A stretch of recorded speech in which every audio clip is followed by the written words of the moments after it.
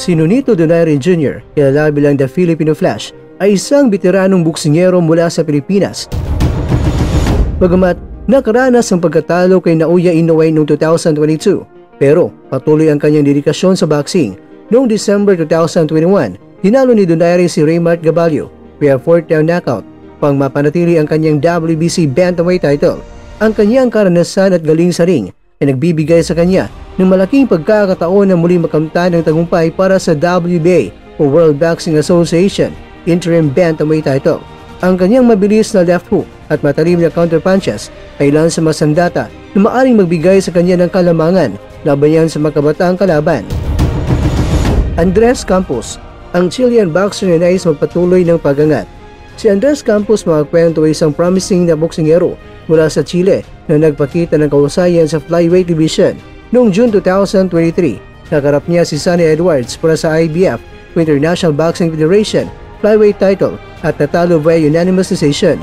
Bagamat natalo, ipinakita ni Campos ang kanyang tibay at kakayahan sa ring na nagbigay daan para sa kanya upang makapasok sa mga mas mataas na rank sa flyweight division.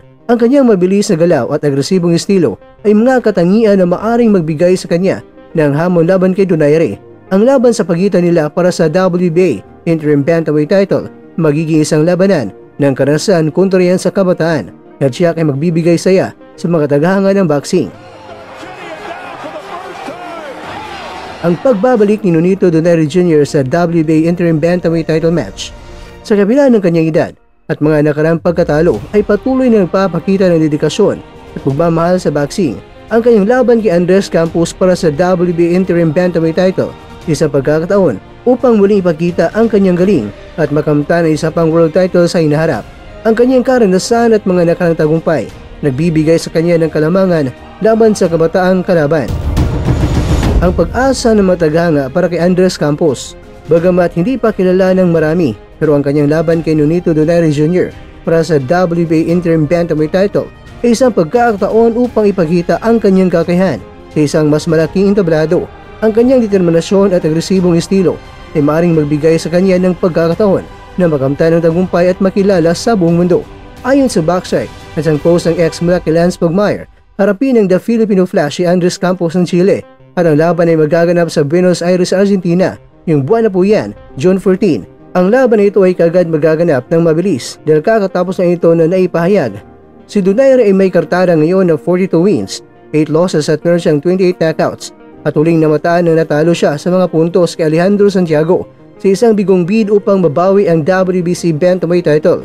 Ang laban na ito ay naganap noong July sa taong 2023. Bago ang laban na yon, si Donaire ay na-knockout sa loob ng ilang mga rounds sa kanyang rematch kay Naoya Inoue.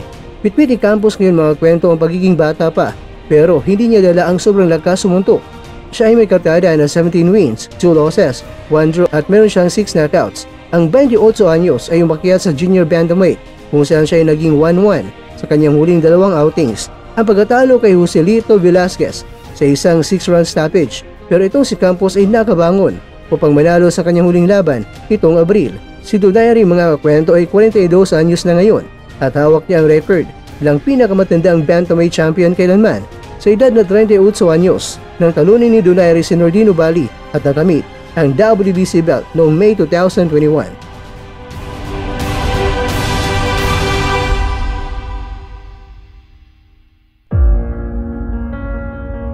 Mga kwento, kung manalo nga si Donaire ngayong buwan at kung manalo rin ang ating kaubayan na si Manny Pacquiao sa kanyang pagbabalik sa Hulyo laban yan sa WBC welterweight champion na si Mario Barrios, aba, napakagandang balita yan para sa mga Pinoy. Nakapagtataka man kung ano nga bang dahilan nila kung bakit ang mga magagaling nating mga mandirigma na sa taong 2025 ay lumalaban pa rin ngayon. Pero kung magtagumpay sila ay tiyak, kasaysayan ito sa ating mga mandirigma. Si Pacquiao mga kwento ay naging pro boxer noong 1995 at si Donaire naman ay sa taong 2001. Kaya naman, good luck sa ating mga kababayan.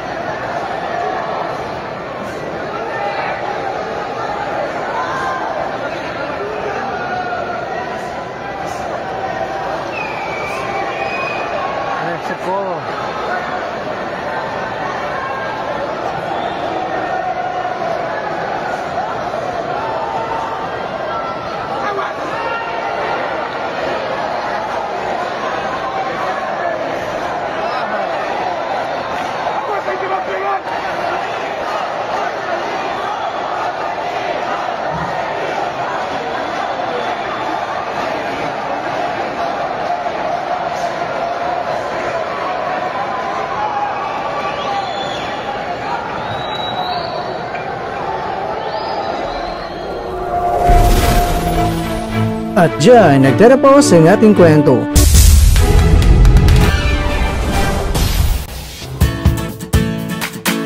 Maraming salamat mga kakwento sa inyong panonood. Pero baka naman mga kakwento ay nagustuhan niyo po ang kwento natin ngayon. Baka pwede niyo po akong mabigyan dyan ng like, subscribe at pa-click na rin sa bell button.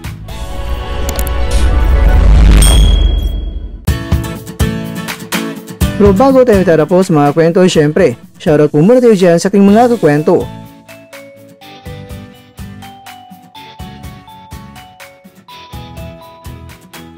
At ikaw kwentong nanonood ngayon, shoutout sa iyo dyan. Bueno, dito na po muna ang ating kwentuhan. At abangan nyo na po ating susunod na video. At dito na po yan sa isang channel na kung saan maaring ito'y mga kwentong di pa na kwento sa inyo.